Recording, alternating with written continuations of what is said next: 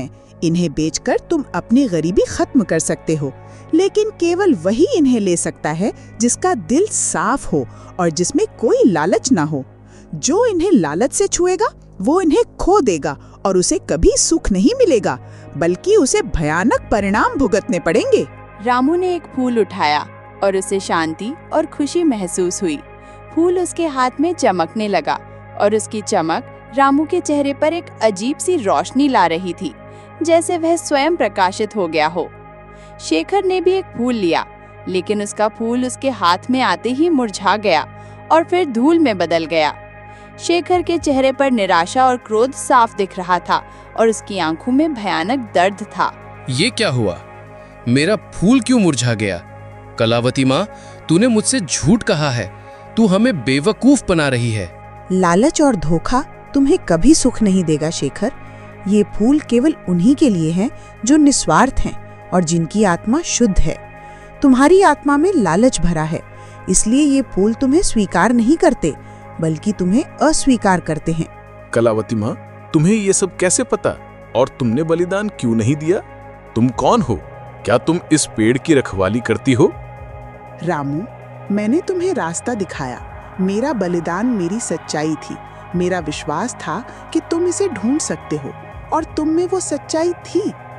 मैं इस पेड़ की संरक्षक नहीं हूँ, लेकिन मैं उन प्राचीन ज्ञान की रखवाली करती हूँ जो इस खजाने तक पहुँचाते हैं। मेरे पूर्वज इस पेड़ और इसके रहस्य के बारे में जानते थे, और उन्होंने ये ज्ञान पीढ़ी दर पीढ़ी सौंपा है। मैं इस ज्ञान की अंतिम कड़ी हूँ। उसकी आंखों में एक चमक थी, जैसे वो कुछ और भी छिपा रही हो, कोई गहरा रहस्य जो रामू अभी नहीं समझ सकता था, लेकिन जिसे जानने का समय आ गया था। कलावती ने असली खजाने का रहस्य पहले ही जान लिया था, लेकिन उसने रामू और शेखर को सिर्फ आधा सच बताया।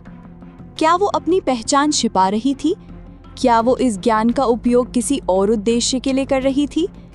या वो इस खजाने से जुड़ी किसी और बड़ी शक्ति का हिस्सा थी? क्या वो कोई प्राचीन रहस्यमयी समाज से संबंध रखती थी, जिसकी जिम्मेदारी इस खजाने की रक्षा करना थी? शेखर को गुस्सा आ गया। उसने सोचा कि कलावती उसे बेवकूफ बना रही है और वह अकेला ही सारे फूल हड़पना चाहती है। उसने रामू से कहा, रामू, ये कलावती माँ हमें बेवकूफ बना रही है। सारा खजाना वो खुद लेना चाहती है। ये सब उसका नाटक है। हमें यहाँ से भागना चाहिए। शेखर ने कलावती पर हमला करने की कोशिश की। उसकी आंखों में गुस्सा और लालच साफ दिख रहा था। वो तलवार की तरह कलावती की ओर लपका, लेकिन तभी पेड़ की शाखाएं तेजी से हिलने लगी और एक अजीब सी डरावनी आवाज गूंजी, जैसे पेड़ खुद बोल रहा हो या किसी अदृश्य शक्ति ने आवाज दी हो जो शेखर को चेतावनी दे रही थी। शेखर डर के मारे पीछे हट गया। उसका शरीर कांप रहा था और उसके हाथों से तलवार छूट गई, जैसे वो जल रही हो। शेखर, तू मेरा दोस्त है, फिर भी तुझ में इतना लालच है। कलावती माँ सही कह रही है। खजाना सच्चाई का है, लालच का नहीं। तूने मेरी दोस्ती का भी अपमान किया है और अब इस पवित्र स्थान को भी अपवित्र कर रहा है। शेखर ने अपनी गलती मानी, लेकिन उसकी आंखों में लालच अभी भी था। एक ऐसी भूख जो मिटने का नाम नहीं ले रही थी, जैसे वो उसके खून में समा गई हो। उसने चुपके से एक और सुनहरा फूल तोड़ने की कोशिश की, इस बार और तेजी से। उसने सोचा कि कोई उसे देख नहीं रहा। उसने फूल तोड़ लिया और भागने की कोशिश की, लेकिन जैसे ही वो गांव की ओर भागा, फूल उसके हाथ में जलने लगा और फिर राख में बदल गया। एक अजीब सी ऊर्जा ने उसे पीछे धकेला और वो जमीन पर गिर पड़ा। उसके शरीर में भयानक दर्द होने लगा और उसे लगा कि उसकी आत्मा जल रही है। शेखर ने रामू और कलावती को धोखा देने की कोशिश की, लेकिन उसका लालच उसे ले डूबा। पेड़ ने खुद उसे सजा दी, ये दिखाते हुए कि प्रकृति कभी लालच का साथ नहीं देती और उसके नियम बहुत कठोर होते हैं। क्या शेखर फिर से कोई साजिश रचेगा? क्या पेड़ की शक्ति उसे सबक सिखाएगी या उसे हमेशा के लिए बांध लेगी? क्या सूरज के लठैट वापस आएंगे और इस बार उनका क्या इरादा होगा? पेड़ का क्रोध कितना भयानक हो सकता है। जैसे ही शेखर जमीन पर पड़ा था, दर्द से कराह रहा था। सूरज, जो अभी भी बेहोश पड़ा था, धीरे धीरे उठने लगा। उसकी आंखों में बदला लेने की आग थी, जो पहले से कहीं ज्यादा भयंकर थी, और उसके चेहरे पर एक भयानक मुस्कान थी। उसने रामू को देखा, जिसके पास अभी भी चमकीला सुनहरा फूल था, और उसकी आंखों में ईर्ष्या साफ झलक रही थी। तो ये है असली खजाना, मैं इसे नहीं छोड़ूंगा, ये मेरा है, अब कोई मुझे रोक नहीं पाएगा। उसने रामू पर हमला किया। उसके हाथों में पत्थर था, वह रामू को मारना चाहता था, लेकिन इस बार कलावती तेजी से आगे आई। उसकी चाल में एक अजीब सी फुर्ती थी, जैसे वो हवा में तैर रही हो। उसने एक और मंत्र पढ़ा और पेड़ से कुछ विशाल जड़ें निकली, जिन्होंने सूरज को जकड़ लिया, जैसे वे उसे निगलने को तैयार हों, और उसकी चीखें हवा में गूंजने लगी। सूरज चीखने लगा, उसकी आवाज जंगल में गूंजी, लेकिन वह हिल नहीं पा रहा था। लालच तुम्हें हमेशा अंधेरे की ओर ले जाएगा सूरज। ये पेड़ तुम्हें तब तक नहीं छोड़ेगा जब तक तुम अपने पापों का प्रायश्चित नहीं कर लेते और अपनी नीयत साफ नहीं कर लेते। प्रकृति कभी अन्याय का साथ नहीं देती और वो अपने संरक्षकों की रक्षा करती है। रामू ने सूरज को देखा और उसे दया आ गई। उसने कलावती से कहा, कलावती माँ, इसे छोड़ दो, इसे एक मौका दो, शायद ये अपनी गलती समझ जाए और सही रास्ते पर लौट आए।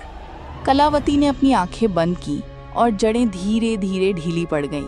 सूरज उठा, उसका चेहरा पीला पड़ गया था और उसकी आंखों में डर और पछतावा था। वो जानता था कि उसने क्या खो दिया था और पेड़ ने उसे क्या सबक सिखाया था। वो बिना एक शब्द कहे भागा। उसकी परछाई अंधेरे में खो गई, जैसे वो कभी था ही नहीं। क्या सूरज सच में बदल गया था, या वो फिर से कोई चाल चलेगा? क्या ये खजाना रामू के जीवन में शांति लाएगा या और मुश्किलें? क्या कलावती अब अपना अंतिम रहस्य उजागर करेगी? और क्या उसके जाने का समय आ गया था? जैसे ही सूरज भागा, कलावती रामू की ओर मुड़ी। उसकी आंखों में अब कोई रहस्य नहीं था, बल्कि एक गहरी शांति और ज्ञान था, जैसे उसने अपना जीवन भर का कर्तव्य पूरा कर लिया हो। उसके चेहरे पर एक अजीब सी चमक थी, जो पहले कभी नहीं दिखी थी। रामू, अब समय आ गया है कि मैं तुम्हें अपना अंतिम रहस्य बताऊं। मैं सिर्फ एक जड़ी बूटी बेचने वाली रहस्यमयी बुजुर्ग महिला नहीं हूं। मैं इस बरगद के पेड़ के प्राचीन संरक्षकों में से एक हूं। मेरे पूर्वज सदियों से इस खजाने और इसकी शक्ति की रक्षा करते आए हैं। ये खजाना सिर्फ भौतिक धन नहीं है, बल्कि ये जीवन का संतुलन है, प्रकृति की शक्ति का प्रतीक। ये सुनहरे फूल सिर्फ धन नहीं देते, बल्कि ये शुद्ध ऊर्जा हैं, जो धरती को उर्वर बनाती हैं और दिलों को शुद्ध करती हैं। ये पेड़ सिर्फ एक पेड़ नहीं, बल्कि प्रकृति की आत्मा है, और इसका खजाना उसकी जीवनदायिनी शक्ति। तो तुम पहले से ये सब जानती थी, और तुम यहाँ क्यों रुकी थी? हाँ रामू, मैंने तुम्हें और शेखर को इसलिए लाया क्योंकि मैं जानना चाहती थी कि तुम में से कौन सच्चा है और कौन इस खजाने का हकदार है। शेखर के लालच ने उसे भटका दिया और उसे अपनी गलतियों से सीखना होगा। सूरज की क्रूरता ने उसे दूर कर दिया, लेकिन उसे भी सबक मिल गया। लेकिन तुमने अपनी सच्चाई, दया और निस्वार्थ भाव से खुद को साबित किया। तुम ही इस खजाने के वास्तविक उत्तराधिकारी हो। उसने एक और फूल रामू को दिया। ये फूल अनंत हैं, जब तक इनका उपयोग अच्छे के लिए किया जाएगा। जब तुम इन्हें बेचोगे तो ये तुम्हारी गरीबी दूर करेंगे, लेकिन इनका असली मूल्य तुम्हारी मेहनत और ईमानदारी से बढ़ेगा, और ये तुम्हारी आत्मा को और भी शुद्ध करेंगे। कलावती ने अपनी आंखों में एक अजीब सी चमक के साथ कहा, मेरा बलिदान रामू इस खजाने के रहस्य को इतने सालों तक अपने भीतर छिपाए रखना था। मेरी जिम्मेदारी थी कि मैं सही व्यक्ति को ये रास्ता दिखाऊं और इस प्राचीन ज्ञान को आगे बढ़ाऊं। अब मेरी जिम्मेदारी पूरी हुई। इस पेड़ की शक्ति और इसका ज्ञान अब तुम्हारे साथ रहेगा। कलावती का शरीर धीरे धीरे पारदर्शी होने लगा और फिर वो हवा में घुल गई, जैसे वो कभी वहां थी ही नहीं, या जैसे वो किसी और लोक से आई थी और अब अपनी असली घर लौट रही थी। उसकी आवाज रामू के कानों में गूंजती रही। रामू अकेला रह गया। उसके हाथ में सुनहरे फूल थे और उसके मन में एक गहरा रहस्य और एक नई जिम्मेदारी। उसने महसूस किया कि कलावती सिर्फ एक बुजुर्ग महिला नहीं थी, बल्कि वह प्रकृति का ही एक अंश थी, या कोई प्राचीन आत्मा जो इस खजाने